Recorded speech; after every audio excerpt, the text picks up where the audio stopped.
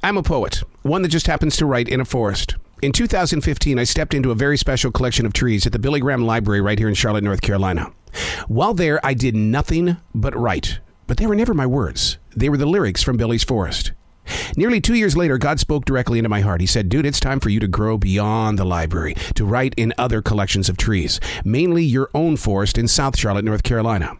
You see, in every place that I have written, the spirit of Billy's lyrics vibrate the purpose and plan that God has put into play.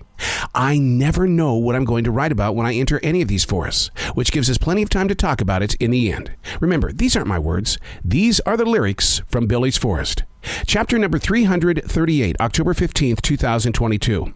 A spider's web that stretches from the roof gutters to the deck overlooking the forest has become a collector of the falling leaves. I see it as being caught in the final dance. Each leaf might have been looking forward to warming the forest floor, but the spider's web stopped them in mid-flight. It's stuck in a silent frame, as if to be trapped in a human smartphone selfie.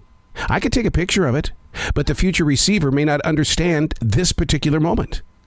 Leaves fall every day. It's no big deal unless you're sitting very close to the spider's web and time for these leaves stands still. A completely natural lockdown, held in a moment until an extremely strong gust of wind rips the spider's web away from its connection. Or, as a human, I could take a broom and sweep it clean. But why? Why? What if the dried leaves are helping to keep the spider warm and away from that wind? It's natural music. Natural music. What around you is completely 100% natural, but your human side washes it away.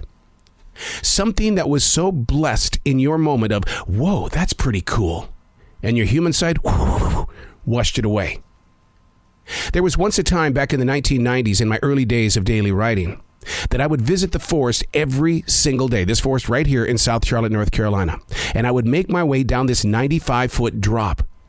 And the reason being is because I wanted to go sit next to the creek that led to the lake, that led to the ocean. But by sitting by that creek, I wanted to embrace a moment of connectedness with the universe. But to get there, I had to go down the hill. That hill was always blessed with this amazing array of spider webs. When I would go down the hill, I would always look down at my feet to make sure I was making the right step. But one day, I looked up and away from my feet. And I fell witness to one of the most beautiful spider webs. It was just so elegant, the way that the frost in the air lit it up. And there I was in that moment. I could have walked through that spider's web and destroyed that piece of art.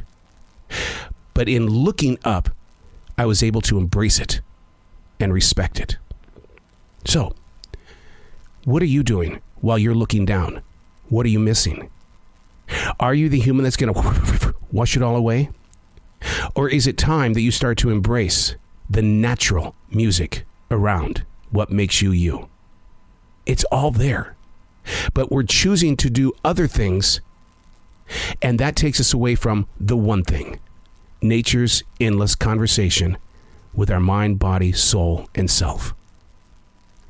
Take the time to start looking up and outward.